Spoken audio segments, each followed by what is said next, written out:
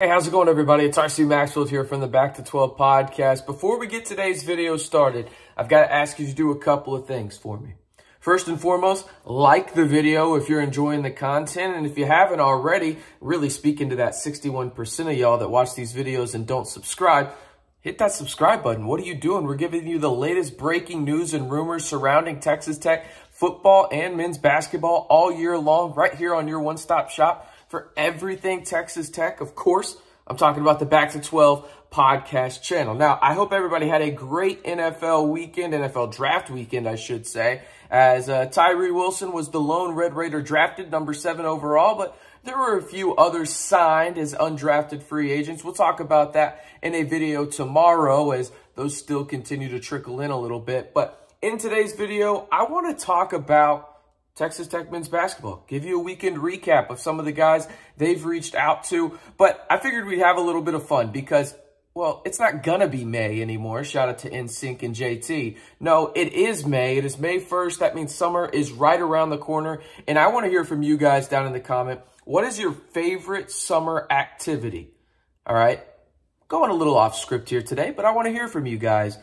Favorite summer activity? Let me know down in the comments below. But let's jump into this Texas Tech men's basketball news and rumors, and we will start with KJ Allen. KJ Allen finds a new home. It is, in fact, the Portland State Vikings. Some of y'all may remember that school because, well, Texas Tech added an assistant coach from there not too long ago, and Barrett Peary, who was at Texas Tech for 1 year. Now at UNLV, KJ Allen ends up in Oregon and will play at Portland State for the Vikings. Really happy for KJ. I think this is a really good landing spot for him to continue his college career and maybe even make a true impact for a D1 roster. But let's jump into a couple of names that Texas Tech has been talking to in the portal right now that are big men, all right? That's been really the biggest thing y'all have been talking about, no pun intended, down in the comments below of most of my videos. Hey, RC, what big men are out there? What big men has Tech even been in contact with? Well, I've got 2 for you today, and we will start with one that may ring a bell. Again,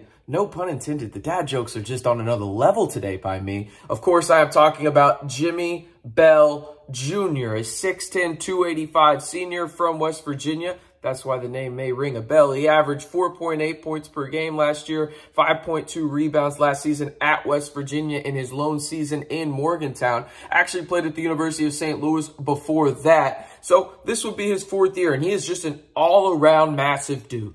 Just a massive dude, 6'10", 285, moves guys off of their spot with ease and gets to his right hand with his left shoulder really, really well. All right. He understands spacing on the baseline, and I just talked about that a little bit as well, where he's really good at getting to his right hand because he uses just his sheer mass and his left shoulder, puts it in guys' chest, gets around, has a jump hook, uses it, get there with the layup, right?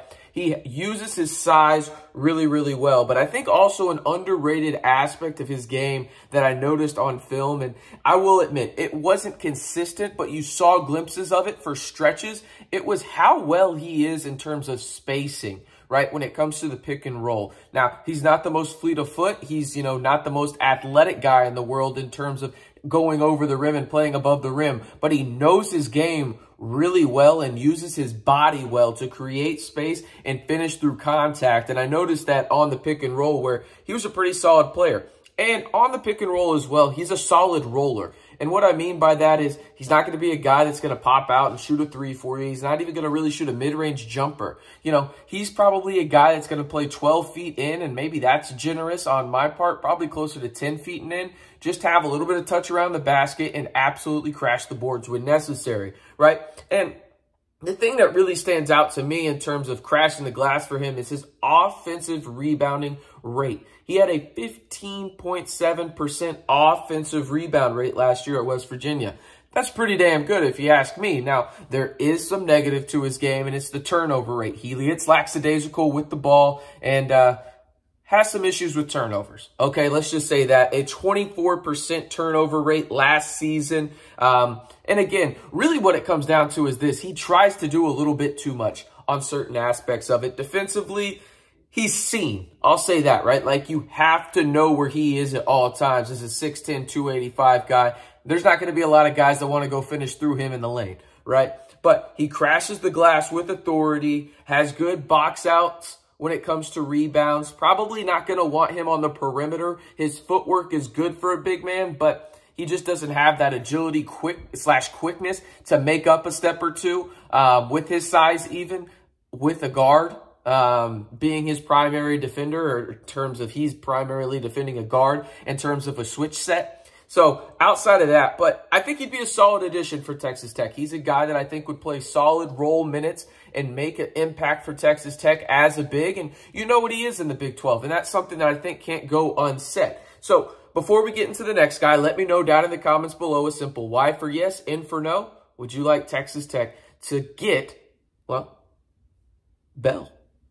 Would you like him to ring that bell, I guess, in the portal? There we go. I got to stop with the dad jokes. I apologize. All right, let's discuss the next one. And this guy is really interesting to me, not just because he's played at 3 schools in 4 years, but just because of what he could potentially do for Texas Tech at the 5 spot. Warren Washington, 7-footer, legit 7-footer, 225 pounds, averaged 9.2 points per game, 6.9 rebounds, and 1.8 blocks per game last year. As I mentioned, has played at 3 schools in 4 years, started at Oregon State, transferred to Nevada, and last year played at Arizona State. He has 1 year of eligibility remaining, and really he is an athletic big that hides quite a bit of flaws defensively for teams. Now, again, he's not Tariq Owens. He is not that. But I'll tell you this, it is hard to find an athletic big that is a legit 7-footer that can play above the rim and is bouncy. Okay, he is straight up bouncy, all right? Offensively, a really good roller off the pick and roll. He's a good lob threat as well. Really,